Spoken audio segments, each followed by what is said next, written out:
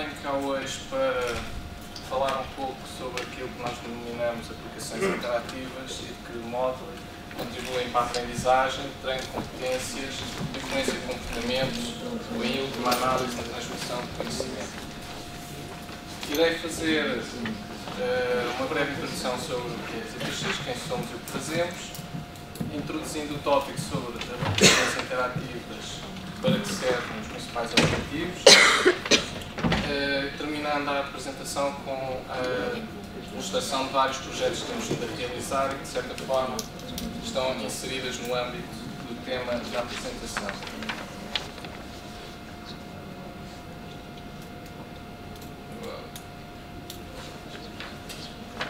Ora, a ZipX é uma empresa de desenvolvimento de software interativo e produção de conteúdos multimédia. O ênfase que nós colocamos na expressão software interativo denota a importância que tentamos dar à interação entre as nossas aplicações e os utilizadores. Como em qualquer empresa, o sucesso mede-se em parte pelas parcerias que se estabelece. Eu aqui gostaria de salientar a nossa parceria com a empresa JRS Pharmarketing, que nos tem acompanhado na elaboração de determinados projetos e soluções para o mercado da saúde e indústria farmacêutica. Temos tido o privilégio de trabalhar ao longo destes últimos 3 anos com uma série de empresas, ambas de várias áreas, desde o mercado de saúde e indústria farmacêutica, como noutros mercados. Aqui saliento a nossa relação com a técnica, onde temos vindo também a desenvolver uma série de teses de mestrado.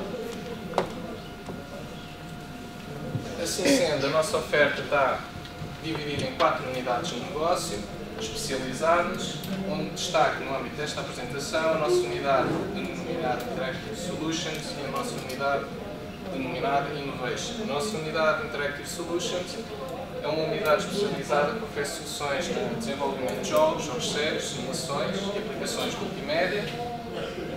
E a nossa unidade de Innovation, a nossa unidade de investigação e desenvolvimento, onde, entre outras coisas, temos vindo a realizar as teses de mestrado com o pessoal do ISA. Introduzindo um tópico que me trouxe cá hoje, as nossas aplicações interativas têm como objetivo criar novos tipos de experiência, explorar novas formas de comunicação, com especial importância na interação entre e com os utilizadores. Tem como objetivo incentivar a interação e a experimentação e ajudar o melhor possível no processo de aprendizagem, através de técnicas de gamification.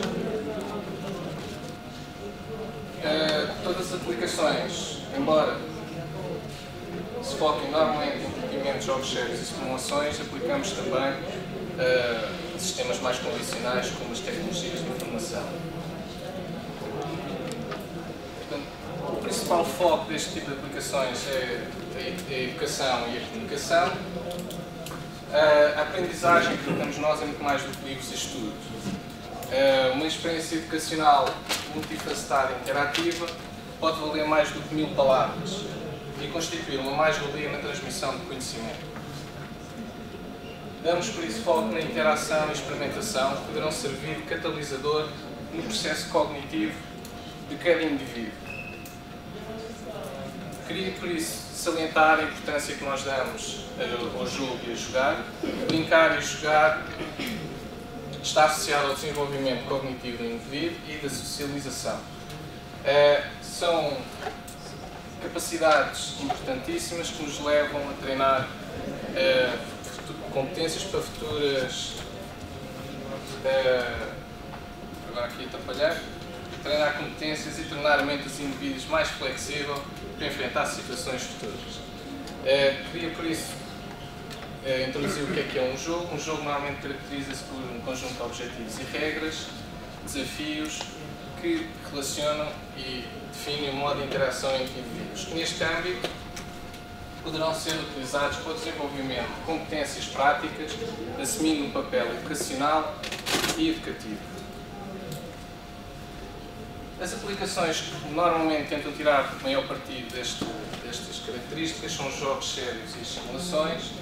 Portanto, os jogos sérios tal como o nome indica, tentam ser jogos, podem ser divertidos, mas têm um objetivo principal que é o educar, ou treinar competências, ou investigar, ou comunicar. Queria dedicar agora um pouquinho, curto espaço de tempo, a definir o que é o processo de gamification. Em Portugal pouco ou nada ainda se fala em gamification. E gamification o que é? Gamification é a utilização de técnicas e mecânicas de game design para resolver problemas e cativar audiências. É algo que tem vindo a crescer e a ser utilizado ao longo dos anos, lá, principalmente fora de Portugal. É tipicamente aplicado a non-game applications e tem como objetivo encorajar pessoas a adotar novas soluções ou aplicações. Portanto, tem como objetivo tornar a tecnologia mais cativante e levar os utilizadores a adotar os comportamentos desejados. Alguns exemplos, provavelmente, mediante os exemplos, as técnicas mais comuns que normalmente se utilizam têm a ver com a utilização, que isto é comum encontrar em jogos, mas tem a ver com transpor estas características dos jogos para outras aplicações, nomeadamente a utilização de prémios ou níveis de mérito. Eu coloquei os termos em inglês porque, confesso, tive alguma dificuldade em traduzir para o português. Quadros de liderança, indicação de progresso, economia virtual, sistemas de recompensas, trocas e ofertas, tentar encontrar novos desafios entre utilizadores ou utilização mesmo de jogos casuais embebidos em outras atividades. Alguns exemplos de bastante simples, mas provavelmente nem todos percebiam. O LinkedIn, eu penso que todos conhecem, a utilização da barra de progresso, por exemplo, indicar o preenchimento do perfil do utilizador. É um exemplo muito simples e prático do processo de gamification. O utilizador, por própria natureza do ser humano, queira completar o objetivo. Portanto, só a simples introdução do conceito de progresso naquilo que é o foco do LinkedIn tem uma importância muito relevante. Stack Overflow, por exemplo, com a utilização de top questions, top users, com a utilização de crachás para classificar a informação mais relevante aos utilizadores mais participativos. Salesforce, que é uma empresa que oferece soluções para o que eles denominam de social enterprise, mais uma vez com a utilização de pontos, barras de progresso, quadros de liderança, para construir intranets no seio empresarial. Um exemplo feito in-house, no ZPX, que é a nossa rede social para médicos, denominada MyBubble. Aqui também tentamos ir buscar alguns dos exemplos e técnicas que ilustrei, nomeadamente a utilização de uma economia virtual, distribuição de pontos pela participação dos utilizadores no sistema, quando acedem documentos, ou quando participam, ou quando divulgam informação, e a utilização dos pontos, por exemplo, para, entre outras coisas, numa loja virtual para aquisição de serviços ou produtos. O sucesso destes processos de gamification depende daquilo que nós conseguimos com eles, e por isso é importante monitorizar a sua aplicação. As métricas normalmente mais conhecidas ou mais utilizadas tentam medir de certa forma o nível de envolvimento.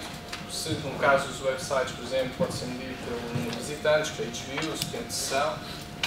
O nível de influência, influência significa o quão eficaz o meu sistema está a levar com que os nossos utilizadores adotem os comportamentos desejados. Imaginem, por exemplo, um sistema direcionado a estudantes cujo objetivo é encorajar a resolver os trabalhos de casa. Portanto, o nosso sucesso, por exemplo, seria medir em verificar se realmente os estudantes estão a fazer mais trabalhos de casa do que anteriormente. A lealdade ao loyalty diz respeito à capacidade que o sistema tem em fidelizar os nossos utilizadores.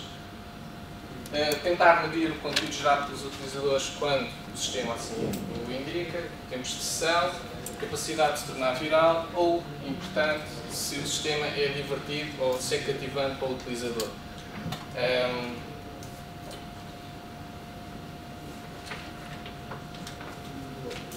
Passaria assim à apresentação de alguns projetos que temos vindo a realizar neste e que espero ilustrem um pouco do que tenho vindo a abordar aqui. Queria começar pelo SimKit. SimKit é um jogo direcionado a crianças do primeiro ciclo, da escola primária, com o objetivo de promover estilos de vida saudável, com foco na alimentação e na promoção de hábitos alimentares saudáveis. Portanto, uma aplicação neste âmbito reta logo ao início vários desafios interessantes. Primeiro é as crianças têm que se manter entusiasmadas, elas fartam-se com rapidez, portanto temos que conseguir elaborar um jogo cujas sessões sejam curtas, mas proporcionem uma experiência interessante e consigam seguir, no nosso caso, o programa curricular que estava estabelecido.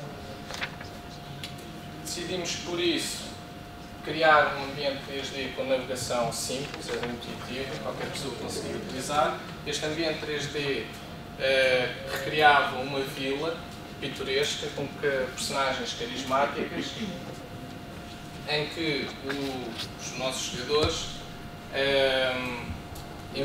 personalizavam o herói da história, um personagem totalmente personalizado, em que eles podiam configurar tanto roupa como chapéus, como cabelos, cor, por aí fora. Isso foi uma característica que tenho vindo a perceber ao longo dos anos. Obviamente toda a gente gosta de personalizar as suas coisas, mas as crianças têm um especial carinho por conseguir personalizar, neste caso, a personagem. Implementámos um estilo de jogo ao estilo RPG, no sentido em que a personagem evoluía realizando pequenas quests. Cada quest estava relacionada com, obviamente, um tema dentro da alimentação ou dos hábitos de vida saudável.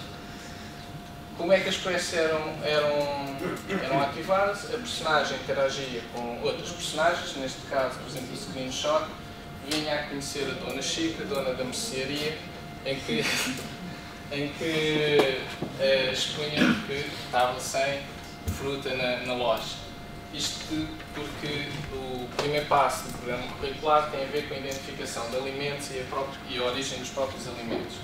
Portanto, o jogador teria que perceber-se do problema, encontrar o produtor e tentar trazer a fruta para a Dona Chica. Os desafios eram feitos por pequenos jogos casuais, com mecânicas simples, mas com o intuito de serem divertidos. Nós não queríamos que fosse um jogo educacional típico em que fosse só de puzzle ou encaixar coisas. Queríamos que fosse algo mais interativo e mais empolgante. Daí fizemos pequenos jogos. Um deles ficou, os utilizadores estavam tanto a jogar que acabámos por utilizá-lo e fazer um jogo dedicado para iPhone e Windows Phone. Adicionalmente, o jogo também tinha um sistema de bónus que ajudava, ou tinha como intenção, criar o conhecimento do jogador, porque no final de cada desafio colocávamos uma questão, em contrapartida oferecíamos novos items para eu poder classificar a personagem. Outro exemplo que gostaria de mostrar é o que nós chamamos de farmácia 3D. A farmácia 3D tinha como público-alvo os farmacêuticos ou estudantes em farmácia e tem como objetivo ser utilizado como ferramenta em ações de formação especializadas na gestão de farmácia. Ora, à partida, já não sabíamos muito bem como é que funcionava uma farmácia, só isso foi um grande desafio, mas nós tínhamos que demonstrar várias técnicas de colocação de produtos nas prateleiras, que eu não fazia a mínima ideia que havia tanta coisa para colocar caixinhas nas prateleiras, organização do espaço físico, a própria arrumação das estantes dos móveis por aí fora tem um significado especial, tem um impacto na gestão da farmácia. Simular certo ponto, o negócio da farmácia, tendo em conta o ambiente envolvente, como por exemplo uma farmácia que se situa ao pé de uma praia, terá que dar muito mais importância a produtos, por exemplo, como protetores solares e companhia. E era importante estabelecer uma ligação entre o simulador e a farmácia real. O que é que isto quer dizer? Normalmente, ou pelo menos uma parte dos farmacêuticos não está habituada propriamente a jogar, e portanto era importante que eles conseguissem transpor aquilo que aprenderam aqui para a gestão da própria farmácia.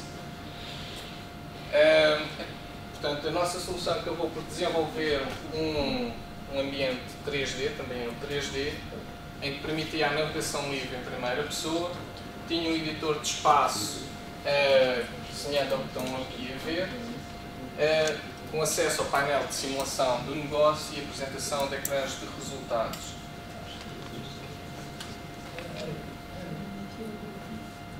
Gostaria de ilustrar um pouco melhor através de um vídeo que nós temos da altura, isto era da versão alfa.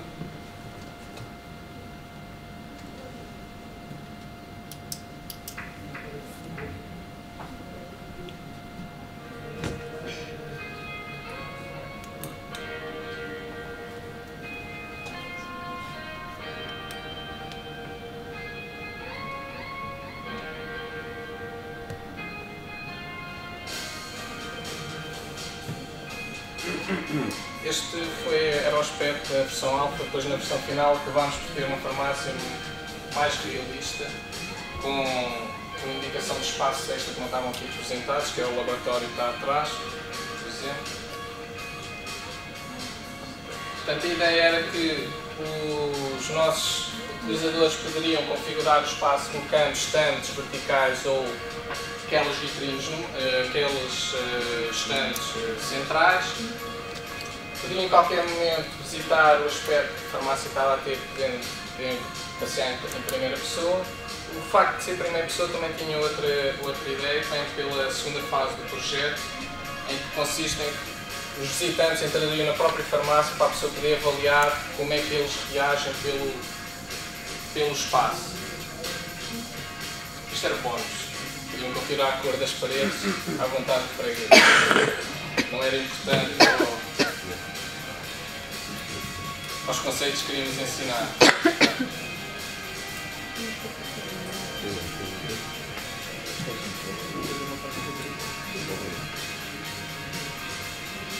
Havia um aspecto que era importante nós também salientarmos, que era a colocação das publicidades mais adequadas. As farmácias têm hoje em dia, uma das partes delas é a colocação da publicidade referente aos produtos de venda. Mais uma vez, eu não fazia a mínima ideia, havia tanta estratégia por trás de colocar os painéis de publicidade.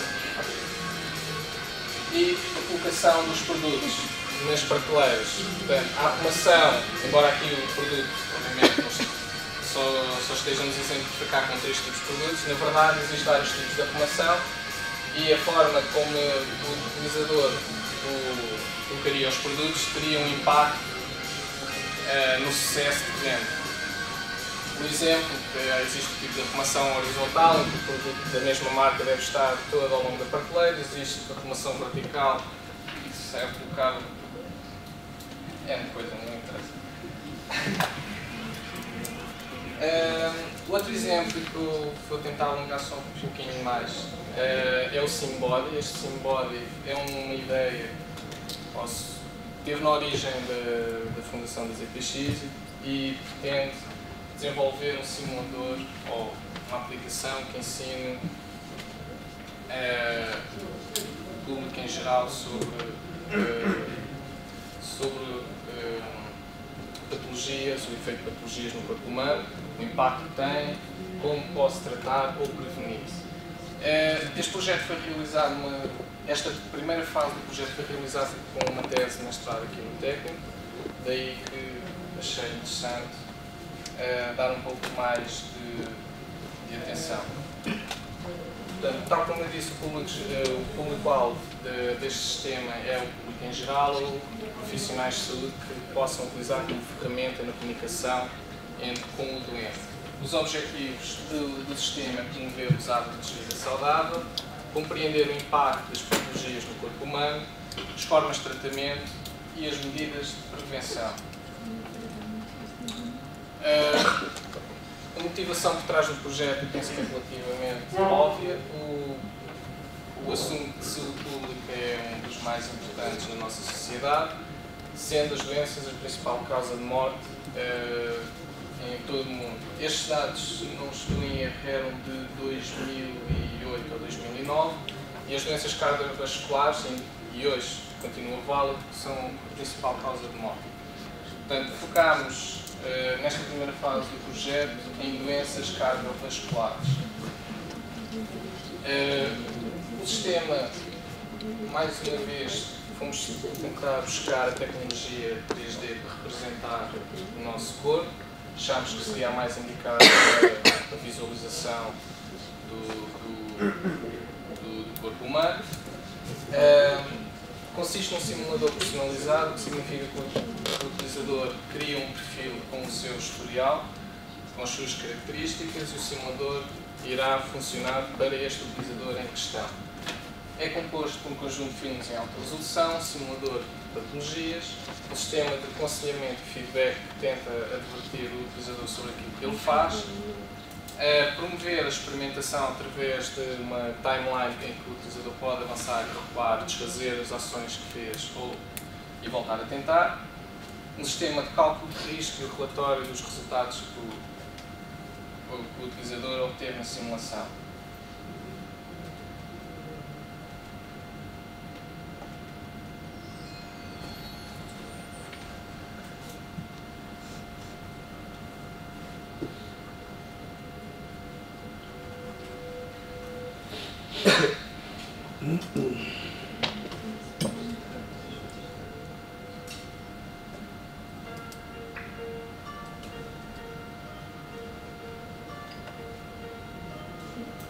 Portanto, o simulador apresentava 3 níveis de visualização. Este é o nível mais elevado que representa a personagem. A ideia era ver a personagem reagir de acordo com as ações que nós tomávamos. Tinha um nível intermédio que permitia observar o esqueleto e os órgãos internos, e um nível microscópio ao nível das células. Portanto, a ideia é avaliar o impacto de qualquer medida ou qualquer ação que nós tomemos, tanto ao nível macroscópico como microscópico. Conforme o utilizador avançava na simulação, o cálculo de risco era calculado em real time e a personagem evoluía. Se o utilizador, por algum motivo, queria voltar a experimentar, recuava no tempo e voltaria a tentar e avaliar o impacto que teria tomando outras ações. Portanto, a ideia era sempre fazer a simulação de acordo com o perfil do utilizador, de modo que ele percebesse aquilo que estava a fazer mal ou aquilo que poderia melhorar para ter um estilo de vida mais saudável. Os resultados do projeto têm sido muito satisfatórios. Primeiro porque o rapaz, Bruno Vidal, autor da tese, obviamente não foi ele que fez isto, foi uma equipa por trás de designers, artistas e não só a apoiar, mas teve uma excelente nota na discussão da tese de mestrado. Redigimos também já um capítulo sobre o projeto, um livro de jogos sérios e simulações. Eu penso que será publicado, se não foi já, penso que será breve este ano. E mais importante é que durante os testes de avaliação com 2 grupos de utilizadores, um consultando a informação num website convencional e outro utilizando a aplicação, os testes em retenção de conhecimento deram vitória distinta à nossa aplicação. Portanto, o teste consiste em avaliar o conhecimento retido pelas pessoas, portanto, cada grupo de pessoas, no final de utilizar ou de consultar o website para utilizar a aplicação, respondeu ao mesmo questionário contendo as mesmas perguntas. Perguntas do tipo que tentavam avaliar a retenção direta de conhecimento, que significa que era conhecimento dito explicitamente por ambas as fontes de informação, e continha questões do tipo de transmissão de conhecimento ou aplicação em situações não abordadas diretamente. E enquanto, a retenção, inclusive conseguimos um impacto em algumas das perguntas, um empate, quando é aplicar o conhecimento a novas situações, a aplicação conseguiu uma vitória muito mais satisfatória.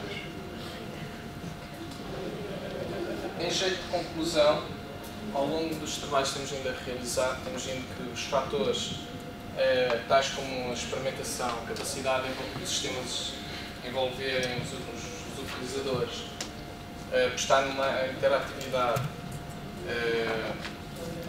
utilizando técnicas de gamification ou construir sistemas que de certa forma consigam motivar ou em alguns casos gerar competição, têm produzido resultados muito satisfatórios e um impacto muito positivo naquilo que nós denominamos como a transmissão de conhecimento, seja treino de competências, influência de comportamentos ou ajudar no processo de aprendizagem.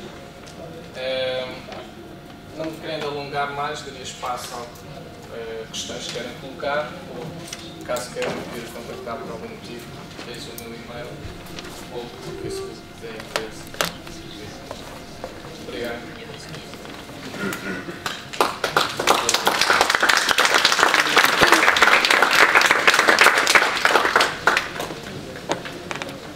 Só uma dúvida. Quantos empresários têm esta empresa? Quantos empresários? Sócios? Quantas pessoas são assim fazer todo o trabalho? Não. Tudo o resto é usado? Hoje em dia posso dizer que sim. Há um ano atrás nós tínhamos uma equipa toda interna a desenvolver. Portanto, o mercado tem andado aos altos e baixos. Levámos uma série de tarefa o ano passado. Este ano mudámos estratégia. Temos utilizado muito o outsourcing. A equipa mais elástica.